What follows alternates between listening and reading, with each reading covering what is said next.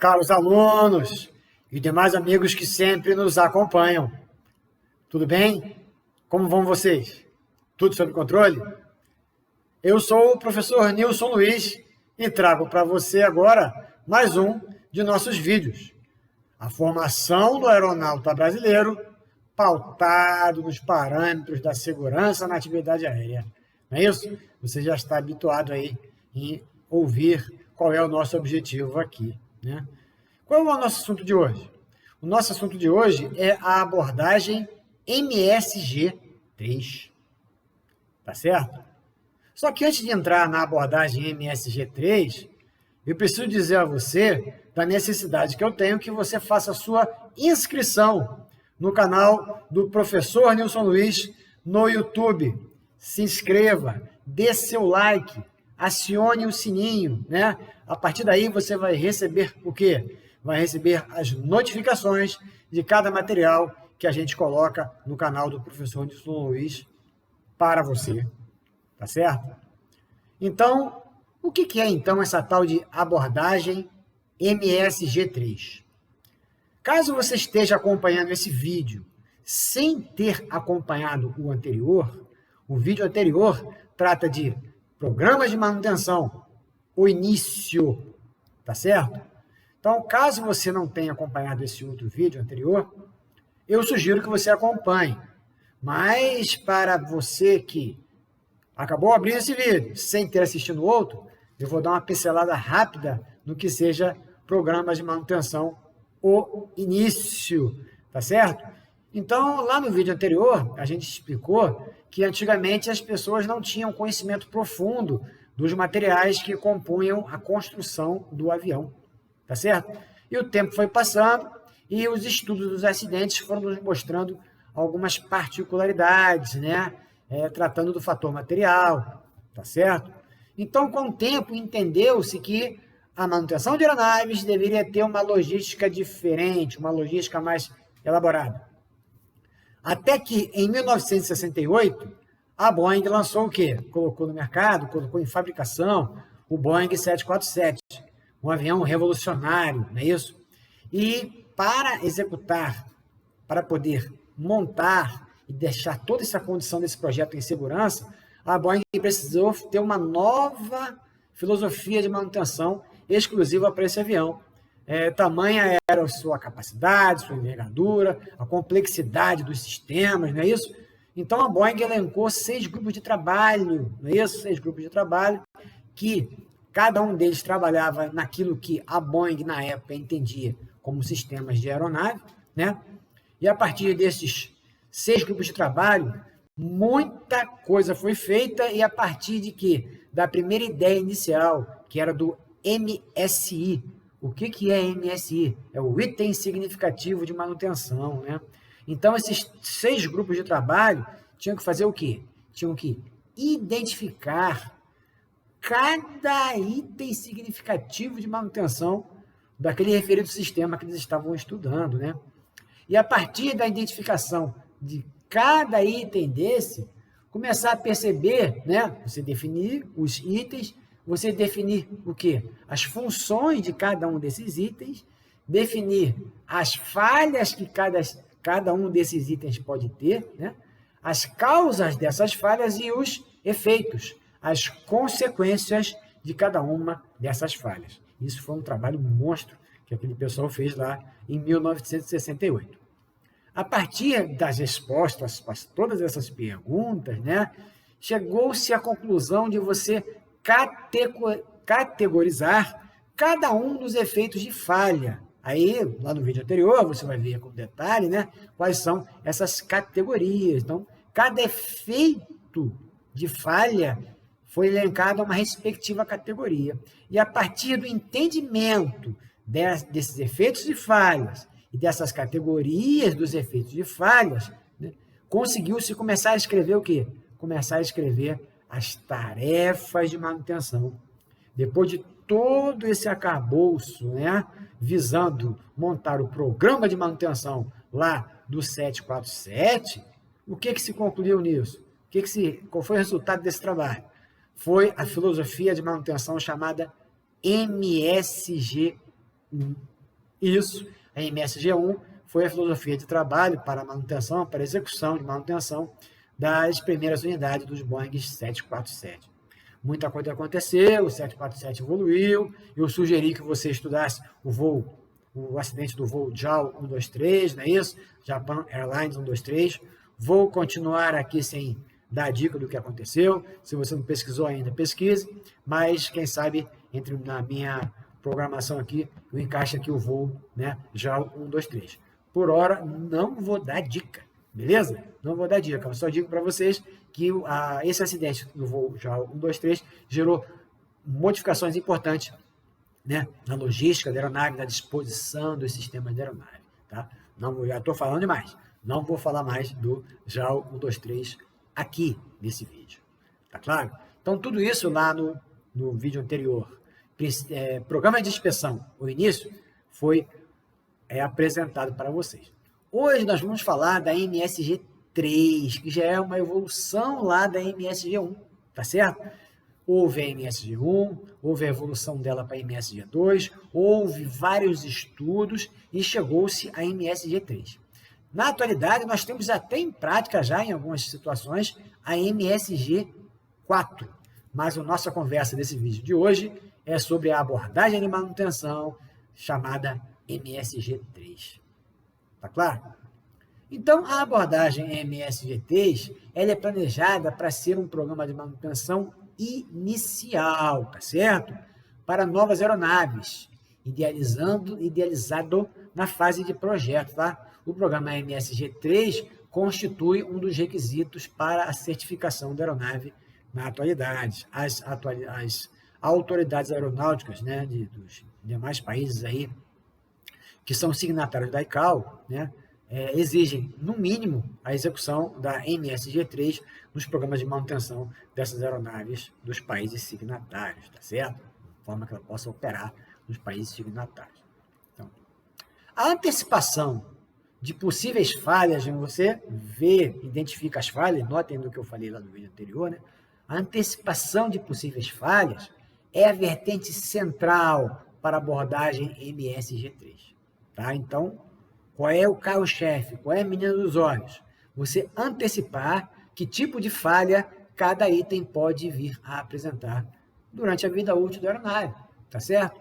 Durante o ciclo de vida útil de uma aeronave, o programa de manutenção ele deve ser alvo de avaliação e possíveis atualizações. Nós estamos falando aqui exatamente disso. Toda essa história aqui de filosofia MSG começou lá atrás, no 747, né, com a MSG1, não é isso? E hoje nós estamos aqui conversando sobre a MSG3. Notem que nenhum programa de manutenção ele é definitivo. Sempre os setores de engenharia estão estudando para promover melhorias. Acidentes que acontecem pelo mundo são estudados, né? Situações de perigo que acontecem pelo mundo são estudadas, e isso tudo é levado a possíveis modificações nos programas de manutenção das aeronaves que compõem a aviação comercial. Tá certo, meus alunos? Tudo tranquilo? Então, em função da experiência do serviço, operações e requisitos de aeronavegabilidade, o operador deve elaborar o programa específico de suas aeronaves baseado no programa de manutenção do fabricante.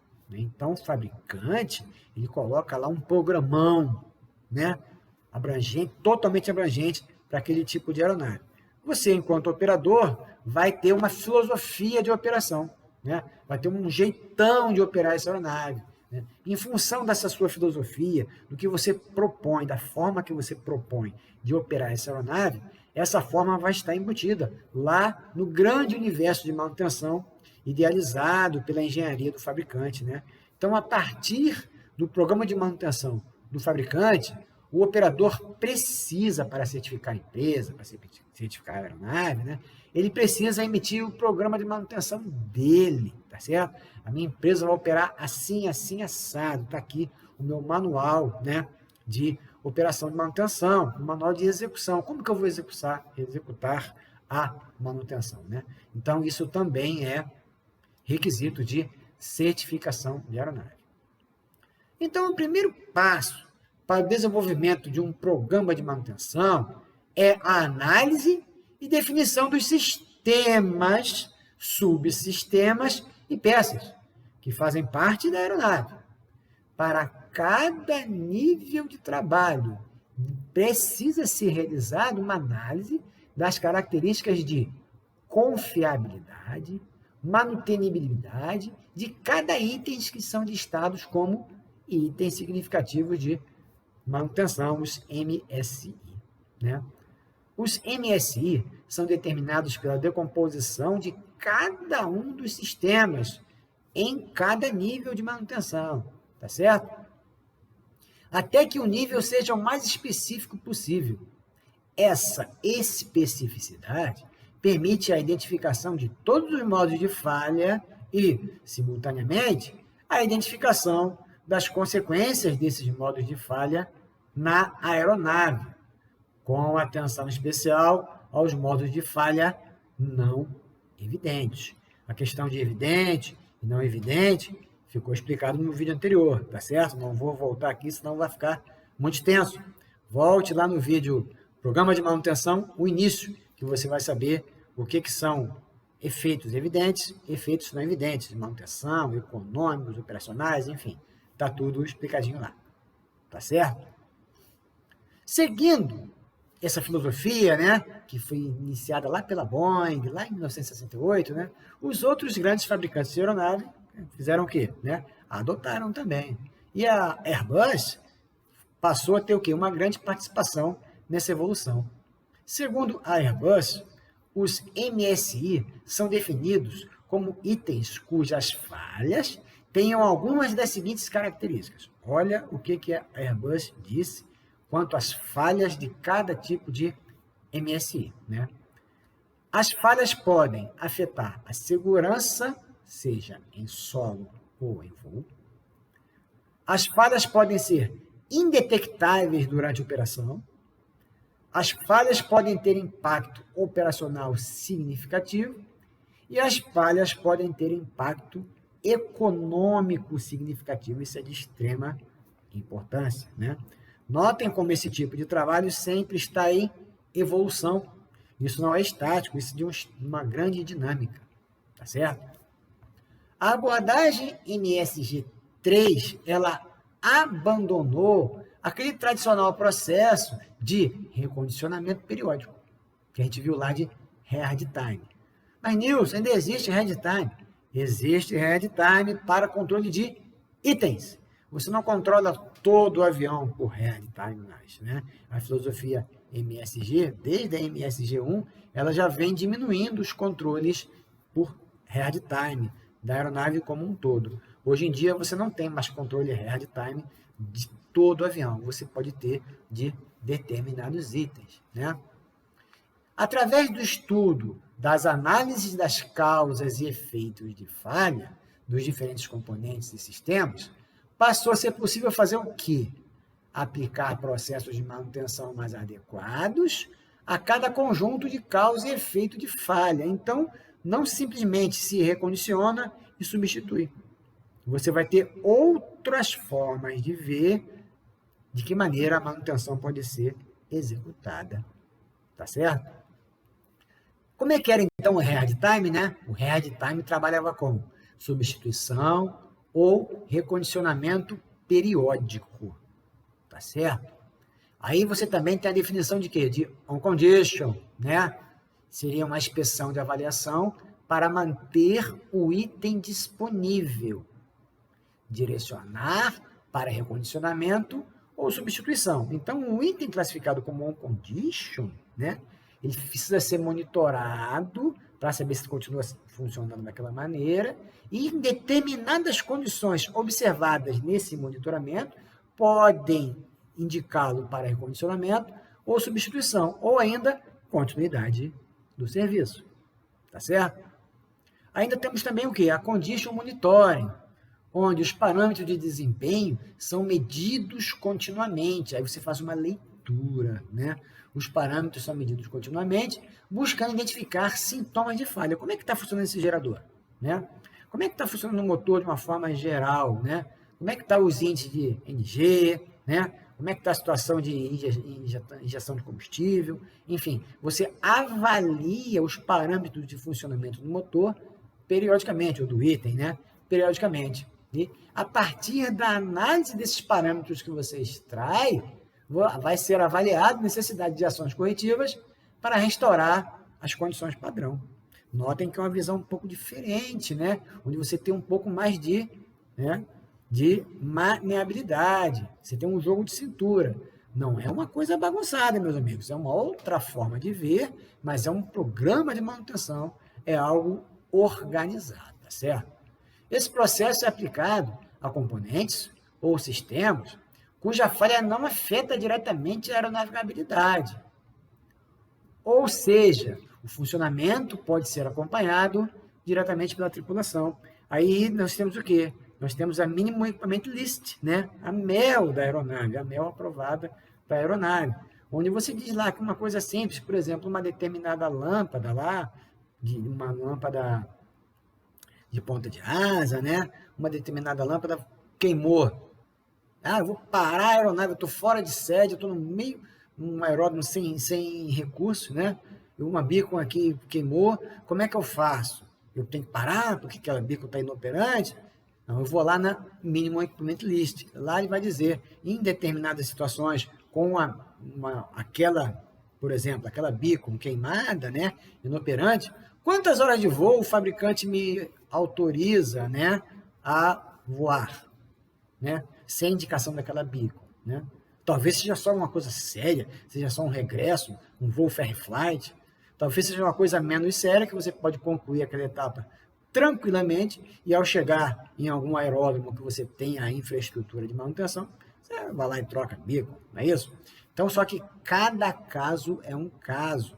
É claro, você vai encontrar uma rachadura importante, né? Alguma coisa gritante, é claro que isso não vai ser analisado através do método Condition Monitoring, tá certo? Aí você vai ter outras formas de analisar. Por isso que eu estou dizendo para vocês, a MSG3, ela expandiu, ela rompeu os limites antigos lá do hard time, onde tudo era ou recondicionado ou o quê? Ou substituído. Tá claro? A abordagem MSG1, lá do início do 747, tá?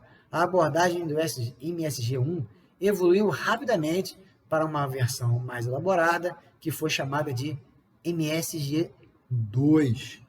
A partir da abordagem MSG2, em 1980, foi criada a abordagem MSG3, que é o tipo de programa de manutenção de maior uso na aviação comercial na atualidade. Tá certo? Na abordagem MSG3, 3 pilares passaram a ser utilizados. Olha a nossa provinha aí, se tivesse, né? Quais os pilares? São 3. E quais são? Pilares da abordagem MSG3.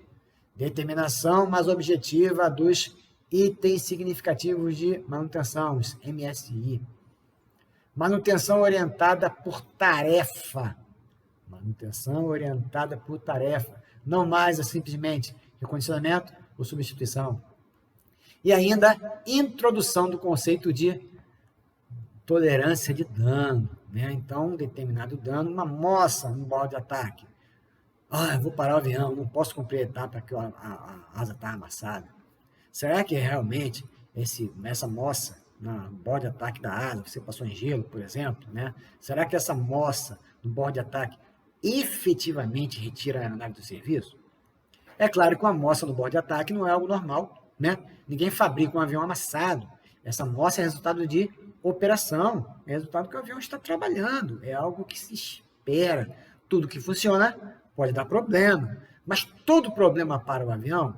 Essa que é a pergunta que a MSG3 faz, né? Então, a introdução do conceito de tolerância de dano foi colocada pela filosofia, pela abordagem MSG3. Eu não vou parar uma aeronave porque tem uma ou várias moças, né, no bordo de ataque da asa. Mas se chegar numa situação limite, onde o avião está todo amassado, a condição de gelo foi muito crítica, então é possível que o avião não tenha condição de se deslocar. Enfim, só que nós vamos para quê? Vamos apelar ao manual. Vamos avaliar em que, em uma determinada área, qual é a porcentagem de tolerância de dano que o manual aceita, né? Então, você vai lá, vai fazer o cálculo e vai ver, não, estou dentro da margem de tolerância de dano. Essa aeronave pode continuar operando até a gente parar para uma manutenção maior, onde a gente vai sacar essa peça de bordo de ataque, vai substituir, vai fazer reparo, enfim. O importante é que haja, segundo a filosofia MSG3, que haja o quê? Que haja um estudo, que haja uma tolerância, que eu não pare o avião por qualquer tipo de discrepância. Cada caso será um caso. Tá certo, meu amor? Espero que tenha sido proveitoso para você esse vídeo da abordagem MSG3. Caso você não tenha assistido o vídeo anterior, programa de manutenção, o início, né, eu acredito que você possa ter entendido, mas vai ficar melhor se você assistir o vídeo lá. Assista o vídeo Programa de Manutenção, o início, onde eu falo da filosofia da abordagem MSG1, a partir de quê? A partir da introdução do Boeing 747 no mercado. Tá claro?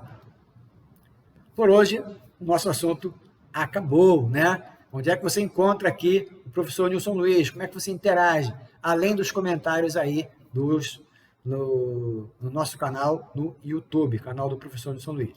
O professor Nilson Luiz está em outras redes sociais, Facebook, LinkedIn, Instagram, Twitter, Getter ou até no TikTok. Também temos agora um espaço lá no TikTok, tá certo? Professor Nilson Luiz, a formação do aeronauta brasileiro dentro dos parâmetros da segurança aérea, da segurança da atividade aérea, tranquilo? A nossa internacional conhecida segurança de voo. Eu agradeço muito, é um privilégio você estar nos acompanhando aqui, tá certo? Fiquem com Deus, bons estudos, continue contando comigo sempre. Até logo!